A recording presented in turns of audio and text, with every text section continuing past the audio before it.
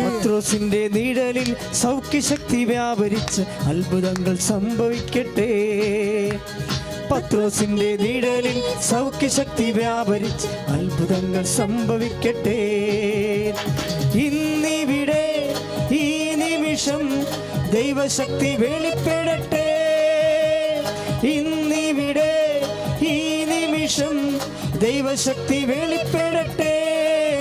ഇന്നും ജീവിക്കുന്ന യേശുവിന്റെ സാന്നിധ്യത്തെ ജനതകൾ കണ്ടിടട്ടെ. ഇന്നും ജീവിക്കുന്ന യേശുവിന്റെ സാന്നിധ്യത്തെ ജനതകൾ കണ്ടിടട്ടെ. പരിശുദ്ധ പരമ ദിവ്യകാരുണ്യത്തിന് നേരവും ആരാധനയും സ്തുതിയും പുകഴ്ചയും ഉണ്ടായിരിക്കട്ടെ. നിങ്ങൾ ശ്രദ്ധിച്ചോ? 6:68 യോഹന്നാന്റെ സുവിശേഷം എന്താണ്? ഞങ്ങൾ പോകുന്നില്ല, സിലബസ് കട്ടിയായാലും പോകുന്നില്ല, 70 പ്രാവശ്യം ക്ഷമിക്കേണ്ടി വന്നാലും പോകുന്നില്ല, ഭർത്തത്തെ വിശ്വാസം തന്നാൽ മതി. എന്താണ്? നിത്യജീവൻ്റെ വചനങ്ങൾ നിൻ്റെ പക്കല്ലേ.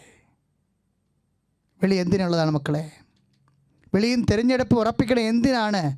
നിത്യതയ്ക്ക് വേണ്ടി. ശ്രുതികട ഹല്ലേലൂയ ഹല്ലേലൂയ. അതാണ് 2:7 റോമ നമ്മൾ വായിച്ചത്. മഹത്വവും ബഹുമാനവും അക്ഷയത്വം അനുഷ്ഠിക്കുന്നവർക്ക് ദൈവം നിത്യജീവൻ നൽകുന്നു. എങ്ങനെയാണ്? വിളി കട്ടിയാക്കിക്കൊണ്ട്, വിളിയുടെ സിലബസ് കട്ടിയാക്കിക്കൊണ്ട്, വിശ്വാസത്തിൽ ഉത്തരം പറയേണ്ട സാഹചര്യങ്ങൾ, ജീവിത സാഹചര്യങ്ങൾ സങ്കീർണമാക്കിക്കൊണ്ട്. ശ്രുതികട ഹല്ലേലൂയ യേശുവേ സ്തോത്രം. Hallelujah hallelujah hallelujah hallelujah hallelujah hallelujah hallelujah hallelujah. മഹത്വവും ജ്ഞാനവും സ്തോത്രവും ബഹുമാൻ ശക്തിയും ബലവും എൻ്റെ യേശുവിന്. ആമേൻ. മഹത്വവും ജ്ഞാനവും സ്തോത്രവും ബഹുമാൻ ശക്തിയും ബലവും എൻ്റെ യേശുവിന്. എൻ്റെ കർത്താവേ സ്തുതികട ഹല്ലേലൂയ. എൻ്റെ കർത്താവേ എൻ്റെ യഹോവേ, നീ ഒഴികെ എനിക്കൊരു നന്മയുമില്ല. എൻ്റെ കർത്താവേ എൻ്റെ യഹോവേ, നീ ഒഴികെ എനിക്കൊരു നന്മയുമില്ല. ഭൂമിയിലുള്ള വിശുദ്ധന്മാരോ അവരെനിക്ക് ശ്രേഷ്ഠന്മാർ തന്നെ. ഭൂമിയിലുള്ള വിശുദ്ധന്മാരോ അവരെനിക്ക് ശ്രേഷ്ഠന്മാർ തന്നെ. Hallelujah hallelujah hallelujah hallelujah hallelujah. മഹത്വവും ജ്ഞാനവും സ്തോത്രവും ബഹുമാൻ ശക്തിയും ബലവും എൻ്റെ യേശുവിന്. ആമേൻ. മഹത്വവും ജ്ഞാനവും സ്തോത്രവും ബഹുമാൻ ശക്തിയും ബലവും എൻ്റെ യേശുവിന്. എൻ്റെ കർത്താവേ എൻ്റെ യഹോവേ, നീ ഒഴികെ എനിക്കൊരു നന്മയുമില്ല. എൻ്റെ കർത്താവേ എൻ്റെ യഹോവേ, നീ ഒഴികെ എനിക്കൊരു നന്മയുമില്ല. ഭൂമിയിലുള്ള വിശുദ്ധന്മാരോ അവരെനിക്ക് ശ്രേഷ്ഠന്മാർ തന്നെ. ഭൂമിയിലുള്ള വിശുദ്ധന്മാരോ അവരെനിക്ക് ശ്രേഷ്ഠന്മാർ തന്നെ. Hallelujah hallelujah hallelujah hallelujah. മഹത്വവും ജ്ഞാനവും സ്തോത്രവും ബഹുമാൻ ശക്തിയും ബലവും എൻ്റെ യേശുവിന്. ആമേൻ. മഹത്വവും ജ്ഞാനവും സ്തോത്രവും ബഹുമാൻ ഹല്ലേലൂയ എൻ്റെ യേശുവിന്. ഹല്ലേലൂയ ഹല്ലേലൂയ യേശുവേ.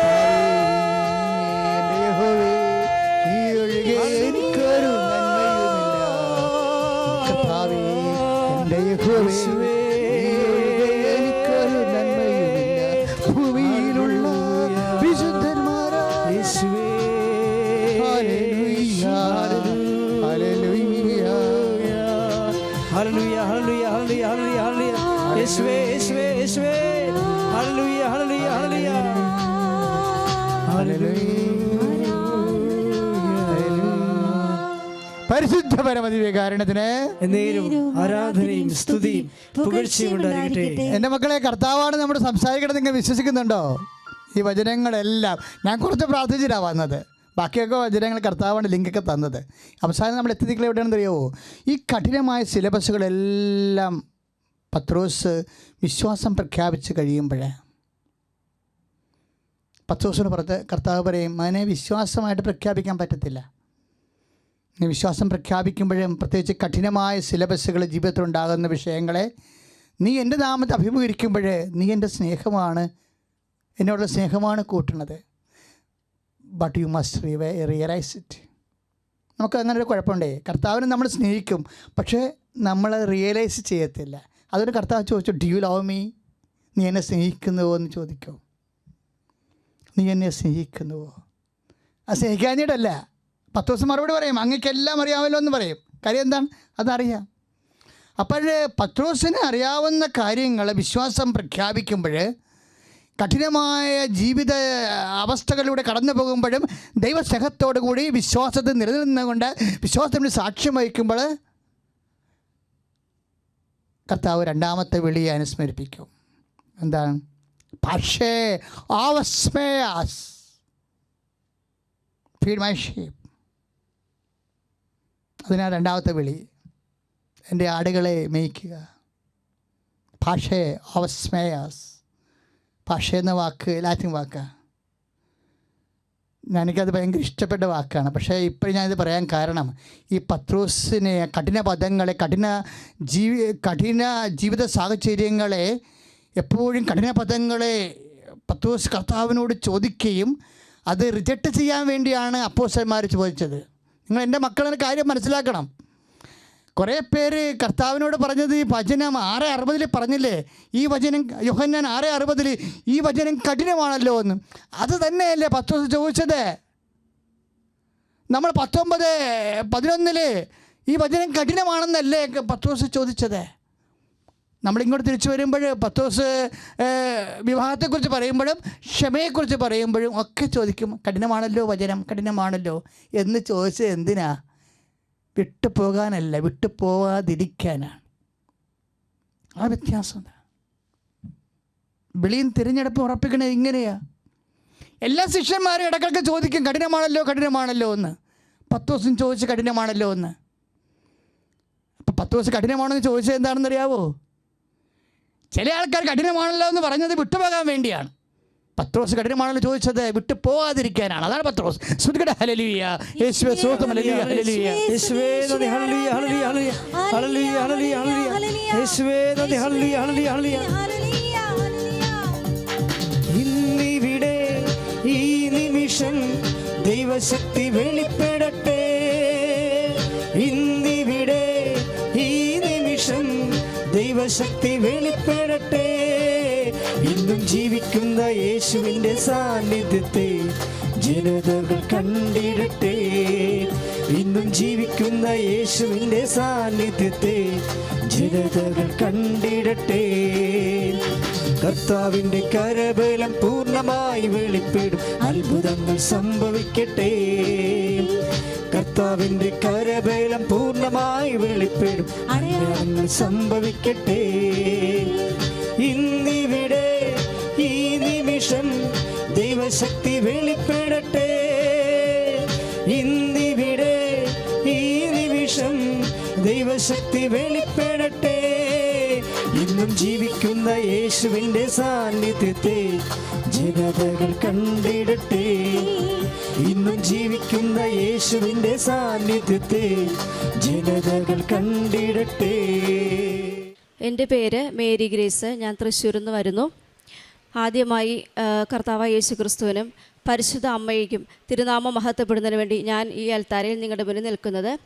ഞാൻ 2018 ഉടമ്പടി എടുത്ത് 6 ആവശ്യങ്ങൾ എഴുതിയിരുന്നു. അതിൽ 12ഓളം കാര്യങ്ങൾ ഞാൻ സാക്ഷ്യം പറഞ്ഞിട്ടാണ് ഞാൻ സൗദി അറേബ്യയിൽ ജോലിക്ക് പോകുന്നത്. ഞാനൊരു നേഴ്സാണ്.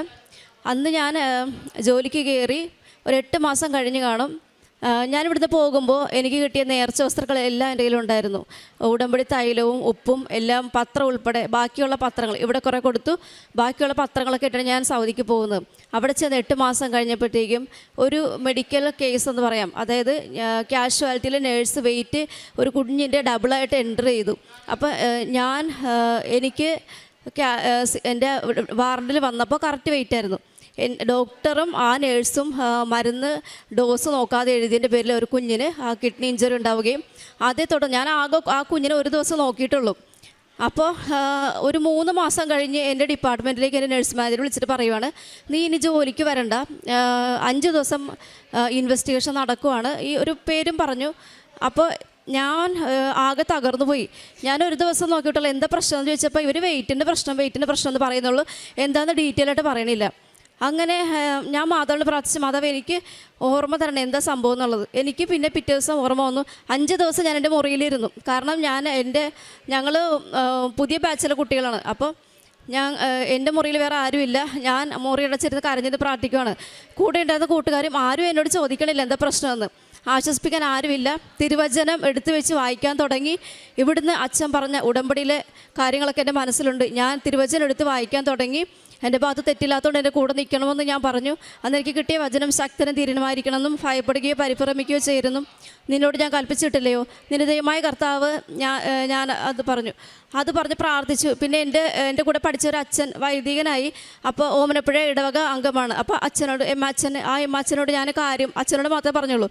അപ്പോൾ അച്ഛൻ എനിക്ക് അയച്ചു തന്ന വചനം ഇത് തന്നെയാണ്. അച്ഛൻ എനിക്ക് മൊബൈൽ അയച്ചു തന്നപ്പോൾ ഈ വചനം തന്നെയാണ്. ഞാനങ്ങനെ ഈ വചനം ഉരുവിട്ട് ശക്തമായി പ്രാർത്ഥിച്ചു, ആരോടും പറഞ്ഞില്ല. കാരണം എൻ്റെ ഭാഗത്ത് തെറ്റില്ലെങ്കിൽ മാതാവും ഈശോയും എൻ്റെ കൂടെ വരുമെന്ന് എനിക്ക് ധൈര്യം തരണം. എനിക്ക് എന്താ ഉണ്ടായത് പറയാനൊരു കഥ പോലെ എനിക്ക് ഓർമ്മിപ്പിക്കാൻ എൻ്റെ കൂടെ വരണമെന്ന് പറഞ്ഞു.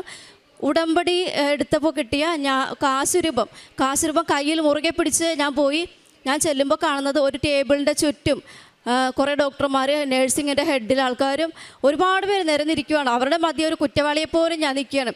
പരിശുദ്ധ അമ്മ എൻ്റെ ആ കാശുരം പിടിച്ച് മുറുകെ പിടിച്ച് പ്രാർത്ഥിച്ച അമ്മ എനിക്ക് ധൈര്യം തരണം. അവരെന്നോട് സ്റ്റാർട്ട് ചെയ്തോളാൻ പറഞ്ഞു. ആ പേഷ്യൻ്റ് വാർഡിൽ വന്നപ്പോൾ മുതലുള്ള കാര്യങ്ങൾ ഓരോന്നും എനിക്ക് ഓർത്ത് പറയാൻ സാധിച്ചു. അവരതൊക്കെ റെക്കോർഡ് ചെയ്യുന്നുണ്ടായിരുന്നു. എൻ്റെ ഭാഗത്ത് യാതൊരു തെറ്റുമില്ലാത്തത് കൊണ്ട് എനിക്ക് ഒന്നാമതായിട്ട് ഓർമ്മിപ്പിച്ച് തന്നു എന്നുള്ളതാണ്. ഞാൻ പറഞ്ഞ ഓരോ പോയിന്റുകളും ശ്രദ്ധിച്ചിട്ട് അവർ റെക്കോർഡ് ചെയ്തു. അതിൽ നിന്ന് എനിക്ക് എൻ്റെ കൂടെയുള്ളവരൊക്കെ പറഞ്ഞു, നിന്നെ പറഞ്ഞു വിടും, ഞാൻ താമസിയാതെ പോകേണ്ടി വരും, നീ ലോൺ എടുത്തിട്ടുണ്ടോ, പെട്ടെന്ന് പോകേണ്ടി വരും എന്നൊക്കെ പറഞ്ഞു. പക്ഷെ ഞാൻ പതറിയില്ല. ദൈവത്തിൽ അടിയുറച്ച് വിശ്വസിച്ച് വചനം പ്രാർത്ഥിച്ചുകൊണ്ടിരുന്നു. ഞാൻ ഇന്ന് 7 വർഷം സൗദിയിൽ, ഇപ്പോൾ 7ാമത്തെ വർഷം കംപ്ലീറ്റ് ചെയ്ത് അവിടെ ജോലി ചെയ്യുന്ന അമ്മ തന്ന വലിയൊരു അനുഗ്രഹമാണ്. രണ്ടാമതായിട്ട് ഞാൻ കഴിഞ്ഞ OETക്ക് വേണ്ടി ഞാൻ 5 തവണ OET തോറ്റ വ്യക്തിയാണ്. അപ്പോൾ എപ്പോഴും കൃപാസനത്തിൽ ഇവിടെ വരും, പ്രാർത്ഥിച്ചിട്ട് പോകും. പക്ഷേ OETക്ക് വേണ്ടി ഞാനൊരു ഉടമ്പടി എടുക്കണമെന്ന് വിചാരിച്ചിരുന്നില്ല. 2024 മെയ് മാസം 1-ാം തീയതി ഞാൻ എൻ്റെ സഹോദരിയുമായിട്ട് ഇവിടെ വരികയും ഉടമ്പടി എടുത്തു. അതിൽ 1-ാമത്തെ ആവശ്യം OET ആയിരുന്നു. നേർച്ച വസ്തുക്കളൊക്കെ ഉണ്ട്. ഞാൻ പ്രാർത്ഥിക്കുകയും കാരുണ്യപ്രവൃത്തികൾ ചെയ്യും. എൻ്റെ ഡ്യൂട്ടിയിൽ എനിക്ക് മാതാവായിട്ട് ഓരോരുത്തരെ മുന്നിൽ കൊണ്ടുവന്ന് തരും. മാതാവിനെ പറ്റി പറയാനും എൻ്റെ അനുഗ്രഹങ്ങൾ ദൈവം അനുഗ്രഹിച്ച അനുഗ്രഹങ്ങൾ പറയാൻ എൻ്റെ മുന്നിൽ ഓരോരുത്തരെ കൊണ്ടുതരും. അതേപോലെ സൗദി ചെന്നപ്പോൾ 4 പേർക്ക് കുട്ടികളില്ലായിരുന്നു. ഞാൻ പത്രം ആദ്യമേ 3 മാസത്തോളം അവർക്ക് വേണ്ടി പ്രാർത്ഥിച്ചിട്ടാണ് പത്രം കൊടുത്തത്. അപ്പോൾ അവരൊക്കെ പ്രഗ്നൻ്റ് ആവുകയും കുഞ്ഞുങ്ങളൊക്കെ ആവുകയൊക്കെ ചെയ്തു. അപ്പോൾ ഞാൻ ഈ ഉടമ്പടി OETക്ക് വേണ്ടി എടുത്തു. എന്നിട്ട് മാതാവിനോട് പറഞ്ഞു, മാതാവ് ഞാൻ 5 തവണ തോറ്റ വ്യക്തിയാണ്, ഇനി എന്ത് ഡേറ്റ് എടുക്കും? അങ്ങനെ ഒരു 5:30 പ്രത്യക്ഷീകരണ പ്രാർത്ഥനയൊക്കെ ചൊല്ലിയിട്ട് ഞാൻ ഇരിക്കുമ്പോൾ എൻ്റെ കൂടെ ബഹ്റൈനിൽ എഴുതി തോറ്റ ഒരു കൂട്ടുകാരി എന്നെ കോൺടാക്ട് ചെയ്യുന്നുണ്ടായിരുന്നു. അവളെന്നെ വിളിച്ചിട്ട് പറഞ്ഞു, ജൂലൈ മാസം ഡേറ്റ് എടുക്കാം. അപ്പം ഞാൻ പറഞ്ഞു, ഞാൻ പ്രിപ്പയർഡൊന്നുമല്ല, എങ്കിലും നീ പറഞ്ഞതല്ലേ, അതുകൊണ്ട് ഞാൻ വരാം. മാത്രമല്ല അവൾക്ക് ബഹ്റൈൻ പോകണമെങ്കിൽ ടാക്സിക്ക് 500 റിയാൽ കൊടുക്കണം. അപ്പം ഞാൻ പറഞ്ഞു, എനിക്ക് വണ്ടി ഉണ്ടല്ലോ, നമുക്ക് ഒരുമിച്ച് പോകാം. അങ്ങനെ ഞാൻ പഠിച്ചിട്ടൊന്നും ഇല്ലെങ്കിൽ അവൾക്ക് വേണ്ടി ഞാൻ പറഞ്ഞു, ഞാൻ വണ്ടിയിൽ കൊണ്ടുപോകാം, പരീക്ഷ എഴുതാമെന്ന് പറഞ്ഞു. പക്ഷേ പരീക്ഷയ്ക്ക് പോകുന്നതിൻ്റെ തലേദിവസം അവളെന്നെ വിളിച്ചിട്ട് പറയാം, അവൾ വരുന്നില്ല, ക്യാൻസൽ ചെയ്തു എന്ന്. ഞാൻ പോയി പത്രം, ഞാൻ അവിടെ നിന്ന് മൊബൈലൊന്നും നോക്കിയില്ല, പത്രം കയ്യിൽ പിടിച്ച് പത്രം വായിച്ചുകൊണ്ടിരുന്നു. ഭയങ്കര കൂളായിരുന്നു. ഓൾറെഡി അവിടുത്തെ എക്സാമിനേഴ്സിന് എന്നെ അറിയാം. കാരണം ഞാനെപ്പോഴും ഈ ബഹ്റിനിൽ തന്നെ 3 വട്ടം എഴുതിയേക്കണം. അപ്പോൾ അവർക്കൊക്കെ എന്നെ പരിചയമായി. സ്പീക്കിങ്ങിന് എൻ്റെ 3 തവണ തോറ്റ ടീച്ചർ ആ പുള്ളിക്കാരി ഉണ്ടായിരുന്നു. ആ പുള്ളിക്കാരി എന്നെ കണ്ടപ്പോൾ ചോദിച്ചു, നിനക്ക് ഇതുവരെ കിട്ടിയില്ല OET? ഇല്ല മാം എന്ന് പറഞ്ഞു. ഇത്തവണ മാം തന്നെയാണോ സ്പീക്കിങ്ങിനെന്ന് ചോദിച്ചു. അറിയില്ല മോളെ എന്ന് പറഞ്ഞു. ഞാൻ പത്രം വെച്ച് പ്രാർത്ഥിച്ചുകൊണ്ടിരുന്നു. വീട്ടിൽ നിന്ന് ഇറങ്ങുമ്പോഴൊക്കെ വിശുദ്ധ തൈലവും ഉപ്പും ഒക്കെ ഉപയോഗിച്ച് പ്രാർത്ഥിച്ചിട്ടാണ് ഇറങ്ങിയത്. എനിക്ക് എന്താണെന്നറിയാം, ഭയങ്കര ധൈര്യം കിട്ടി. എല്ലാത്തിനും ധൈര്യമാണ്. പരിശുദ്ധ അമ്മ എൻ്റെ കൂടെ വന്ന ധൈര്യം എനിക്കുണ്ടായിരുന്നു. ഞാൻ ലിസണിങ്ങിന് കയറുമ്പോൾ, ലിസണിങ്ങാണ് എപ്പോഴും പോകുന്നത്, ലിസണിങ്ങിന് ഇരിക്കുമ്പോൾ എനിക്ക് പെട്ടെന്ന് അവിടെ ഒരു അറബി ലേഡി ഉണ്ടായിരുന്നുള്ളൂ. രാവിലെ മുതൽ ആ മുറിയിൽ ഒരു അറബി ലേഡിയേ ഉള്ളൂ. അവർക്ക് അപ്പോൾ പെട്ടെന്ന് എനിക്കൊരു അൽത്താരയിൽ കുന്തിരിക്കം പുകയ്ക്കുന്ന ഒരു സ്മെല്ല്. ഞാൻ തിരിഞ്ഞു നോക്കി. അപ്പോൾ അവിടെ ഒരു അറബി ലേഡി മാത്രമേ ഉള്ളൂ. അവർ രാവിലെ മുതൽ മുറിയിലുള്ളതാണ്. പിന്നെ പുതിയതായിട്ട് ആരും കടന്നു വന്നിട്ടില്ല. സ്പ്രേയുടെ മണമൊന്നുമല്ല, ശരിക്കും കുന്തിരിക്കം പുകയ്ക്കുന്ന മണം തന്നെയാണ്. അപ്പോൾ എനിക്ക് മനസ്സിലായി പരിശുദ്ധ അമ്മയുടെ സാന്നിധ്യം അവിടെ ഉണ്ട്, എൻ്റെ കൂടെ ഉണ്ടെന്ന് എനിക്ക് മനസ്സിലായി. ഞാൻ ഈ പരീക്ഷ വിജയിക്കുമെന്ന് അപ്പം തന്നെ ഉറപ്പിച്ചു. ലിസണിങ് എനിക്ക് ഞാൻ പ്രാക്ടീസ് ചെയ്യുമ്പോൾ സ്കോർ കിട്ടുന്നതിലും ഫെയിലാവുന്ന സംഭവമാണ്. പരിശുദ്ധ അമ്മ അത് കഴിഞ്ഞപ്പോഴത്തേക്കും പിന്നെ ആ ലിസണിങ് മൊത്തം എനിക്ക് സ്പീഡ് എഴുതാൻ പറ്റി. എനിക്ക് ഭയങ്കര ധൈര്യം കിട്ടി ആ സമയത്ത്. സ്പീക്കിങ്ങിന് ചെന്നപ്പോൾ വേറൊരു പുള്ളിക്കാരിയാണ് കണ്ടതും, ഒരമ്മയെപ്പോലെ പരിശുദ്ധമ്മയെപ്പോലെ ചൈതന്യമുള്ള ഒരു വ്യക്തി. അവരും ഭയങ്കര കൂളായിട്ട് എനിക്ക് റിലാക്സ് ആയിട്ട് നല്ല രീതിയിൽ സ്പീക്ക് ചെയ്യാൻ പറ്റി. അവിടെ നിന്ന് ഇറങ്ങുമ്പോൾ ഞാൻ ഉറപ്പിച്ചു, ഞാൻ മാധവന് നടയിൽ നിന്ന് സാക്ഷ്യം പറയും. OET എനിക്ക് കിട്ടിയെന്നേ ഉറപ്പിച്ചു. ഞാൻ ആ എക്സാം ആരോടും പറയാതെ പോയിരുന്നത്, എൻ്റെ ഹസ്ബൻഡ് മാത്രം അറിയുള്ളൂ. റിസൾട്ട് വന്നപ്പോൾ എനിക്ക് എല്ലാത്തിനും ഫുൾ B ഉണ്ട്. ഞാൻ അന്നൊക്കെ UK പോകാൻ വേണ്ടി നോക്കി, B എങ്കിലും തരണേ മാതാവേ എന്ന് പ്രാർത്ഥിച്ചിരുന്നു. മാതാവ് ഞാൻ ആഗ്രഹിച്ച് അതെനിക്ക് സാധിച്ചു തന്നു. 5 തവണ കിട്ടാത്തൊരു കാര്യമാണ് എനിക്ക് സാധിച്ചത്. പിന്നെ ഞാൻ 2018 എൻ്റെ ഇവിടെ വന്നപ്പോൾ സാക്ഷ്യം എഴുതിയ ആഗ്രഹം എഴുതിയ കൂട്ടത്തിൽ എൻ്റെ ഭവനം, ഞങ്ങൾ ജനിച്ച് വളർന്നപ്പോൾ ഞങ്ങൾക്ക് ഇടവകയിൽ നിന്ന് അച്ഛന്മാർ വെച്ച് തന്നൊരു ഭവനമായിരുന്നു. അപ്പോൾ എൻ്റെ ചേട്ടന് 36 വയസ്സായിട്ടും വിവാഹമൊന്നും നടക്കുന്നില്ല. കാരണം വീട് ചെറുതാന്ന് പറഞ്ഞിട്ടാണ് കല്യാണം നടക്കാത്തത്. ആൾ വിദ്യാഭ്യാസമൊക്കെ ഉണ്ടെങ്കിലും കിട്ടുന്നില്ല. അപ്പോൾ ഞാനിവിടെ വരുമ്പോൾ എൻ്റെ വീടിന് വേണ്ടി എഴുതുമായിരുന്നു. അപ്പോൾ നടക്കുന്നില്ല, പക്ഷേ എഴുതും. പിന്നെ പക്ഷേ എനിക്ക് ഉറപ്പുണ്ട് മാതാവ് ആ സമയത്ത് തരും, സമയമാകട്ടെ അങ്ങനെ പ്രതീക്ഷിച്ചുകൊണ്ടിരുന്നു. ഇത്തവണ ഞാൻ 2024 ഞാൻ വീണ്ടും അത് എഴുതി. വിശുദ്ധ ഉപ്പ്, നമ്മുടെ ഇവിടുന്ന് കിട്ടിയ ഉപ്പ് ഞാൻ 4 അതിരിനും തളിച്ച് പ്രാർത്ഥിച്ചിട്ടാണ് ഞാൻ സൗദിക്ക് പോയിരുന്നത്. അപ്പോൾ എനിക്ക് ഈ കഴിഞ്ഞ വർഷം ഭവനം പൂർത്തീകരിക്കുവാനും അമ്മ മാതാവ് ഇടപെട്ട് നല്ലൊരു ഐശ്വര്യമുള്ള ഭവനം ഉണ്ടാക്കിയെടുക്കുവാനായിട്ട് സാധിച്ചു. അതിന് അമ്മയ്ക്കും തിരുക്കുമാരനും കൂടാനും നന്ദി പറയുന്നു. പിന്നീട് ഞാൻ ഇന്ന് നിങ്ങളുടെ മുന്നിൽ നിൽക്കുന്നത്, ജീവനോടെ നിൽക്കുന്നത് പരിശുദ്ധ അമ്മയുടെയും തിരുക്കുമാരൻ്റെയും ഒരു കാരുണ്യം കൊണ്ടൊന്ന് മാത്രമാണ്. കാരണം എൻ്റെ പ്രസവമൊക്കെ സൗദി അറേബ്യയിലായിരുന്നു. അപ്പോൾ ആ കൊറോണയുടെ സമയമായതുകൊണ്ട് നാട്ടിൽ പ്രസവത്തിന് വരാൻ സാധിക്കുകയില്ല. അപ്പോൾ ഞാൻ എൻ്റെ തൊട്ടപ്പുറത്തുള്ള MCH മെറ്റർണിറ്റി ആൻഡ് ചൈൽഡ് ഹെൽത്തിൽ പോയി. അതേപോലെ പ്രൈവറ്റ് ഹോസ്പിറ്റലിൽ പോകും. പ്രസവം നവംബറിലാണ്, പക്ഷെ അവരാരും എടുക്കണില്ല. അവർ പറയണ പ്രസവമായിട്ടില്ല, ഡേറ്റ് ആയിട്ടില്ല, പോയിട്ട് വാ, ഒന്നും ആയിട്ടില്ലെന്ന് പറഞ്ഞു. അങ്ങനെ മാതാവ് ഇങ്ങനെ ഉണ്ണീശോനെ സത്രത്തിൽ ഇങ്ങനെ തിരക്കി നടന്ന പോലത്തെ ഒരു അവസ്ഥയായിരുന്നു. എനിക്ക് ഡേറ്റ് കഴിഞ്ഞിട്ട് ആശങ്കയായി, ആരും എടുക്കുന്നില്ല. ഒരാഴ്ചയോളമായിട്ട് എനിക്ക് കുറേ പ്രശ്നങ്ങളുണ്ട്, അതൊന്നും അവർ അംഗീകരിക്കുന്നില്ല. അതേപോലെ ഹാർട്ട് റേറ്റൊക്കെ നോക്കുമ്പോഴും അതിലൊക്കെ കാണിക്കുന്നുണ്ട്, പക്ഷേ ഇവരൊന്നും അംഗീകരിക്കുന്നില്ല. ഇവർ പറഞ്ഞാൽ വീട്ടിൽ പൊക്കോളാൻ പറഞ്ഞു വിടും. അങ്ങനെ ഡിസംബർ 1-ാം തീയതി ആയപ്പോൾ ഞാൻ ഇതുപോലെ നമ്മുടെ വിശുദ്ധ എണ്ണയും വിശുദ്ധ തൈലവും ഉപ്പും ഒക്കെ ഉപയോഗിച്ചു. ഇവരിങ്ങനെയാണെങ്കിൽ എന്ത് ചെയ്യും? അങ്ങനെ ഇരുന്ന് വൈകുന്നേരമായപ്പോൾ കുറേ നടന്നൊക്കെ നോക്കി, പ്രസവമാവുന്നില്ല. അവസാനം എന്നെ ഒരു പനിച്ച് വിറച്ചൊരവസ്ഥയിലാണ് എന്നെ കിങ് ഫഹദ് യൂണിവേഴ്സിറ്റി, ഞാൻ വർക്ക് ചെയ്യുന്ന കിങ് ഫഹദ് ദമാമിലാണ്, പക്ഷേ എന്നെ കൊണ്ടുപോയത് കിങ് ഫഹദ് യൂണിവേഴ്സിറ്റി ഹോസ്പിറ്റലിൽ കൊണ്ടുപോയി. അവിടെ ചെന്നപ്പോൾ അവരെന്നെ കൊറോണ ടെസ്റ്റിന് വേണ്ടി ഒരു മുറി മാറ്റി കിടത്തി. മണിക്കൂറോളം എന്നെ അവിടെ ഇട്ട്, ഒരു സ്കാനിങ് പോലും ചെയ്യുന്നുണ്ടായിരുന്നില്ല.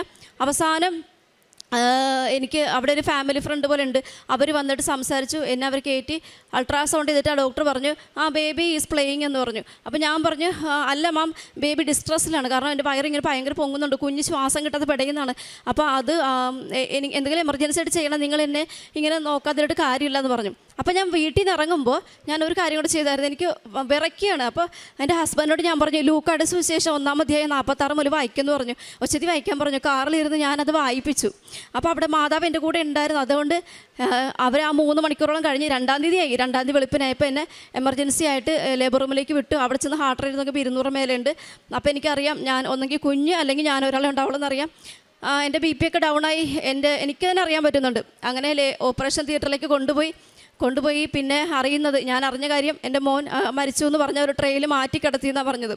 എന്നിട്ട് ആ സമയത്ത് ഒരു പീഡിയാട്രീഷ്യൻ ഡോക്ടർ വന്ന് കുഞ്ഞിനെ പെട്ടെന്ന് നോക്കുകയും അയാളെ കൊണ്ടുപോയി. അങ്ങനെ കുഞ്ഞിനെ രക്ഷപ്പെടുത്തിയെടുത്തു. പിന്നെ എനിക്ക് ഡിസ്ചാർജ് ആവണതിന് മുന്നേ എനിക്ക് സിസേറിയൻ ചെയ്ത സ്ഥലത്തൊന്നും വേദനയില്ല. എൻ്റെ വേദന മൊത്തം ലങ്സിൻ്റെ ഭാഗത്താണ്. ഇവരെനിക്ക് 6 മണിക്കൂർ ഇഞ്ചക്ഷൻ പാരാസെറ്റാമോൾ തരും. എന്നിട്ട് പറയും വേദന കുറഞ്ഞൊരു ഡിസ്ചാർജ് ആക്കാമെന്ന് പറഞ്ഞു. ഞാൻ പറഞ്ഞു, പറ്റില്ല ഡോക്ടർ, എനിക്ക് അവിടെയല്ല, സിസേറിയൻ ചെയ്ത ഭാഗത്ത് വേദനയില്ല, ഞാൻ എല്ലാ കാര്യങ്ങളും ഒറ്റയ്ക്ക് ചെയ്യുന്നുണ്ട്, എനിക്ക് അവിടെ ഒന്നും ഒരു പ്രശ്നമില്ല, നിങ്ങൾ എൻ്റെ ഈ ശ്വാസകോശത്തിനോട് എന്താ പ്രശ്നമെന്ന് നോക്കാൻ പറഞ്ഞു. അങ്ങനെ ഞാൻ നിർബന്ധിച്ചിട്ട് അവരെന്നെ CT സ്കാൻ ചെയ്തു. അപ്പോൾ അവർ പറയുകയാണ് ശ്വാസകോശം മൊത്തം വെള്ളമാണ്, പ്ലൂറൽ എഫ്യൂഷനാണ്. അതേപോലെ മൈൽഡ് അക്ടലെക്ടാസിസ്, മെഡിക്കൽ ഫീൽഡിലുള്ളവർക്കറിയാം ലങ്സ് കൊളാപ്സ് ആവുന്നൊരവസ്ഥയാണ്. അപ്പോൾ എൻ്റെ പ്രതീക്ഷയൊക്കെ നശിച്ച ഒരവസ്ഥയാണ്. കാരണം ഇനി ജോലിക്ക് പോകാൻ പറ്റുമോ? ഒരുപാട് പ്രതീക്ഷ കിട്ടിയ ജോലിയാണ്, കുടുംബം എങ്ങനെ മുന്നോട്ട് പോകും, ആകെ വിഷമമായ കരച്ചിലായി. പക്ഷേ ഡിസ്ചാർജ് ആക്കുമ്പോൾ അവരെനിക്ക് എന്താ തന്നു, സ്പൈറോമീറ്റർ തന്നു, വീർപ്പിക്കുന്ന പരിപാടിയെ തന്നു. പക്ഷേ അത് കൊണ്ടുപോയിട്ട് വീട്ടിൽ പോയിട്ട് എനിക്ക് കിടക്കാനും വയ്യ, ഇരിക്കാനും വയ്യ, അത് ഊതുമ്പോൾ വേദന കൂടുന്നല്ലാതെ.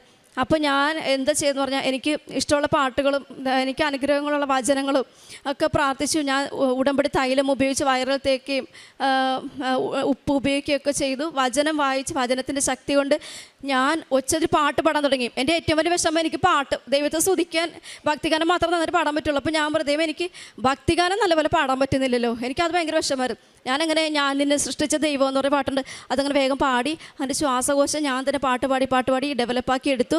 അങ്ങനെ ഞാൻ 1 മാസം പോലും റെസ്റ്റ് എടുത്തില്ല. ഞാൻ ജോലിക്ക് കയറി. ഇന്നിപ്പോൾ ഞാൻ പറഞ്ഞ പോലെ 7 വർഷം ഞാനവിടെ കംപ്ലീറ്റ് ചെയ്തു. ഞാൻ ഇന്നിവിടെ നിൽക്കുന്നത് തമ്പുരാൻ്റെ കൃപയും പരിശുദ്ധ അമ്മ ചെയ്ത വലിയ ഉപകാരങ്ങൾക്ക് നന്ദിയായിട്ടാണ്. അതേപോലെ കാരുണ്യ പ്രവൃത്തികൾ എൻ്റെ സാലറി എന്നൊക്കെ ഞാൻ രോഗികളെ സഹായിക്കാറുണ്ട്. ക്യാൻസർ പേഷ്യൻസിനായാലും ഞങ്ങളുടെ പപ്പ, എൻ്റെ അമ്മയും എൻ്റെ അമ്മായിപ്പനൊക്കെ ക്യാൻസറായിട്ടാണ് മരിച്ചത്. അപ്പോൾ ഞങ്ങൾ ക്യാൻസർ പേഷ്യൻസിനൊക്കെ സഹായം ചെയ്യുന്നുണ്ട്. പിന്നെ ഞാൻ പറഞ്ഞ പോലെ പത്രം ഞാൻ പ്രാർത്ഥിച്ചിട്ട് ഞാൻ എൻ്റെ കയ്യിൽ കൊണ്ടു നടക്കും. മാതാവ് തന്നെ ഒരാളെ കാണിച്ചു തരും, ഞാൻ അവർക്ക് കൊടുക്കും. അതേപോലെ ഹോസ്റ്റലിലൊക്കെ ആയാലും ഞാൻ OETക്ക് പോകുന്നതിന് മുന്നേ ഞാൻ എൻ്റെ കൂട്ടുകാർക്കൊക്കെ കൊടുത്തായിരുന്നു. വിഷമിക്കുന്നവരെ മാതാവ് തന്നെ എൻ്റെ മുന്നിൽ കൊണ്ട് കാണിക്കും. ഞാൻ അവർക്ക് വേണ്ടി പ്രാർത്ഥിച്ചിട്ട് പത്രം കൊടുത്തു. അതേപോലെ തന്നെ എനിക്ക് അവിടെ സൗദിയിൽ പള്ളി ഉണ്ടെങ്കിലും എപ്പോഴും അച്ഛന്മാരല്ലേ വിസിറ്റിംഗ് വിസയിലൊക്കെയാണ് വരുന്നത്. പറ്റുമ്പോഴൊക്കെ ഞങ്ങൾ സജീവമായിട്ട് പങ്കെടുക്കാറുണ്ട്. മറ്റുള്ളവരെ മാക്സിമം കെയർ ചെയ്തും. അതേപോലെ രോഗികളായാലും ഞാൻ കുഞ്ഞുങ്ങളെയാണ് നോക്കുന്ന. ക്യാൻസർ പേഷ്യൻസാണ് കുഞ്ഞുങ്ങൾ. അവർക്ക് ഞാൻ ബോൺ മാരോ ട്രാൻസ്പ്ലാന്റേഷൻ ചെയ്യുമ്പോൾ പ്രത്യക്ഷ പ്രാർത്ഥന ചൊല്ലിയിട്ടാണ്. ഞാൻ 4 മണിക്കൂറോളം ബോൺ മാരോ മജ്ജ മാറ്റിവെക്കലിന് ഞാൻ ഇരിക്കും. അപ്പോൾ ഞാൻ ഈ പ്രത്യക്ഷീകരണ പ്രാർത്ഥന ചൊല്ലിയാണ് ഇരിക്കുന്നത്. ദൈവം സഹായിച്ച് ഞാൻ ഡിസ്ചാർജ് ചെയ്ത് വിട്ട കുഞ്ഞുങ്ങളൊന്നും ക്യാൻസറായിട്ട് വീണ്ടും വന്നിട്ടില്ല. ഞാനത് നോട്ട് ചെയ്യാൻ തുടങ്ങി. പ്രത്യക്ഷീകരണ പ്രാർത്ഥന ചൊല്ലിയിട്ട് ഓരോ രോഗികളെയും കെയർ ചെയ്യുമ്പോൾ ഞാൻ മാതാവിനെ സമർപ്പിച്ച് പ്രാർത്ഥിക്കാറുണ്ട്.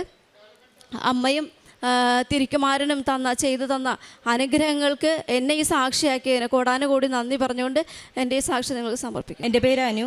ഞാൻ 2023 ഏപ്രിലാണ് ഉടമ്പടി എടുത്തത്. ഇതെൻ്റെ 2ാമത്തെ സാക്ഷിയാണ്.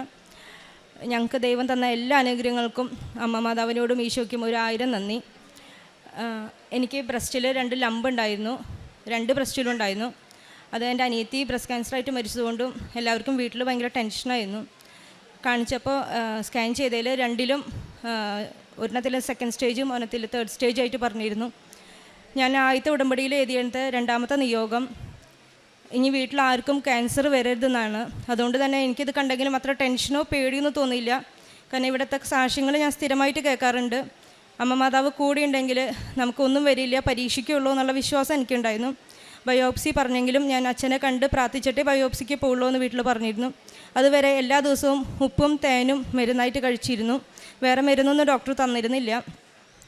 അതുപോലെ തൈലം തേച്ച് പ്രാർത്ഥിച്ചിരുന്നു. 2 നേരം മരുന്നായിട്ട് കഴിച്ചിരുന്നത് ഇവിടുത്തെ വിശുദ്ധ വസ്തുക്കൾ മാത്രമാണ്.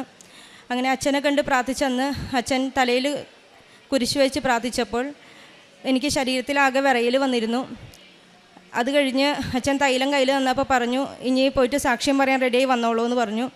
അതിനുശേഷം അവിടെ ചെന്നപ്പോൾ പരിശോധിച്ചതിൽ 2ലും ലംബില്ല, വേദനയും കാര്യങ്ങളൊക്കെ മാറിയിരുന്നു. അമ്മ മാതാവിന് 1000 നന്ദി. ഇതാണ് എൻ്റെ ആദ്യത്തെ സാക്ഷ്യം.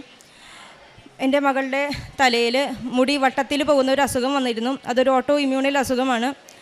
അതിന് പ്രത്യേകിച്ച് ചികിത്സയൊന്നുമില്ല, മുടി തന്നെ വരണം എന്നാണ് ഡോക്ടർ പറഞ്ഞത്. ഇനി അത് കുറേ നാൾ നീണ്ടു നിൽക്കുകയാണെങ്കിൽ നമുക്കൊന്ന് ബയോപ്സി ചെയ്ത് നോക്കി അതിന് വേണ്ട മരുന്നുകൾ ചെയ്യാം. എന്നാലും ഡോക്ടർക്ക് ഒരു ഉറപ്പ് പറയാൻ പറ്റില്ല. ചിലർക്ക് കൊല്ലങ്ങളോളം അങ്ങനെ മുടിയില്ലാണ്ട് മുടി മുഴുവൻ തലയിലൊക്കെ ഒഴിഞ്ഞു പോണ ഒരു രീതിയിലേക്ക് വരാമെന്നും പറഞ്ഞിരുന്നു. അന്ന് തൊട്ട് ഞങ്ങളത് അമ്മ മാതാവിന് സമർപ്പിച്ച് ലൈറ്റ് ആക്കാനിലിട്ട് പ്രാർത്ഥിച്ചു തുടങ്ങി. മോളുടെ തലയിലും മുടി പോയ സ്ഥലത്തും നെറ്റിയിലും തൈലം തേച്ച് പ്രാർത്ഥിക്കുകയും മോൾക്ക് ഉപ്പ് കൊടുത്ത് പ്രാർത്ഥിക്കുകയും ചെയ്തിരുന്നു. എല്ലാ ഭക്ഷണത്തിലും അതുപോലെ തേനും കൊടുത്ത് അവൾക്ക് പ്രാർത്ഥിച്ചിരുന്നു. അതിൻ്റെ ഫലമായിട്ട് 2 ആഴ്ചയ്ക്കുള്ളിൽ അവൾക്കവിടെ മുടി കിളിർത്ത് വന്നു. ഡോക്ടറെ കാണിച്ചിട്ട് ഡോക്ടർക്കത് ഒരു അത്ഭുതമാണെന്ന് പറയാനുള്ള ബുദ്ധിമുട്ട് കൊണ്ടും ഉണ്ടായിരുന്നെങ്കിലും ശരി എന്ന് പറഞ്ഞ് ഡോക്ടർ അത് അവസാനിപ്പിച്ചു. അമ്മ മാതാവിന് 1000 നന്ദി. യേശുവേ നന്ദി, കൃപാസന മാതാവേ നന്ദി. പിന്നീട് എൻ്റെ കണ്ണ് കുറച്ച് നാൾ മുമ്പ് രാവിലെ 4 മക്കളെ സ്കൂളിൽ വിടേണ്ടതാണ്. രാവിലെ എഴുന്നേറ്റാൽ കണ്ണ് തീരെ തുറക്കാൻ പറ്റുന്നുണ്ടായിരുന്നില്ല. എനിക്ക് കണ്ണ് തുറന്ന് പിടിച്ച് നടക്കാൻ പറ്റില്ല. കണ്ണ് അടച്ച് പിടിച്ച് ആരെങ്കിലും പിടിച്ചാണ് നടന്നിരുന്നത്. എല്ലാ കാര്യത്തിനും പരസഹായം വേണ്ടിയിരുന്നു. ആ സമയത്ത് എല്ലാ ദിവസവും തൈലം തേച്ച് പ്രാർത്ഥിച്ചു വന്നാലും ഉള്ളിലൊരു ചെറിയ സങ്കടം തോന്നി. മക്കളെങ്ങനെയാണ് സ്കൂളിൽ വിടുക, ഇതെന്താ എൻ്റെ കണ്ണിങ്ങനെയാണ്, എൻ്റെ കാഴ്ച നഷ്ടപ്പെട്ടു പോകുന്നുള്ള ചെറിയ ടെൻഷനൊക്കെ തോന്നിയിരുന്നു. എന്നാലും മാതാവിൽ സമർപ്പിച്ച് പ്രാർത്ഥിച്ചു. അമ്മ അറിയാതെ ഒന്നും നടക്കില്ലല്ലോ ജീവിതത്തിൽ. അപ്പോൾ മാതാവിൻ്റെ പ്രത്യക്ഷത്തിന് സാക്ഷിയാക്കണേന്ന് പറഞ്ഞ് പ്രാർത്ഥിച്ചുകൊണ്ടേയിരുന്നു. വിശുദ്ധ തൈലങ്ങളും അതുപോലെ ഉപ്പും തേനും സ്ഥിരമായിട്ട് ഉപയോഗിച്ച് പ്രാർത്ഥിച്ചു. ഞാൻ ഞങ്ങൾ ചാലക്കുടിയിൽ നിന്നാണ് വരുന്നത്. അവിടെ ഐ വിഷനിൽ കാണിച്ചിരുന്നു. അവർക്കും പ്രത്യേകിച്ച് എന്താണ് അസുഖമെന്നോ എന്താണെന്നോ ഒരുപാട് ടെസ്റ്റുകളൊക്കെ നടത്തി. പക്ഷെ ഒന്നും മനസ്സിലായില്ല. അതിനുശേഷം ശ്രീധര്യം എന്ന് പറഞ്ഞിട്ടുള്ള ഒരു കണ്ണിൻ്റെ ആശുപത്രിയിലും പോയി കാണിച്ചിരുന്നു. അവർക്കും അത് എന്താണ് അസുഖം എന്ന് മനസ്സിലായില്ല. കണ്ണ് ഒരു 8 മണി കഴിഞ്ഞാൽ തുറന്നു വരും, അതുവരെയും കണ്ണ് തുറക്കാൻ ഒട്ടും പറ്റാത്തൊരവസ്ഥയായിരുന്നു. പിന്നെ അത് സമയം കൂടി 8 എന്നുള്ളത് 8:30 വരേക്കും കണ്ണടഞ്ഞു തുടങ്ങി.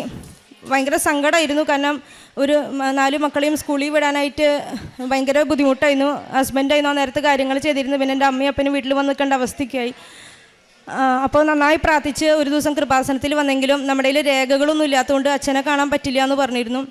അപ്പോൾ അച്ഛൻ പറഞ്ഞിട്ടുണ്ടല്ലോ, മാതാവിനെ സമർപ്പിച്ച് പ്രാർത്ഥിച്ചാൽ മതി, എന്നെ കാണുന്ന നിർബന്ധമില്ല എന്ന്. ഞങ്ങൾ മാതാവിൻ്റെ മുമ്പിൽ വന്ന് കരഞ്ഞ് പ്രാർത്ഥിച്ചു.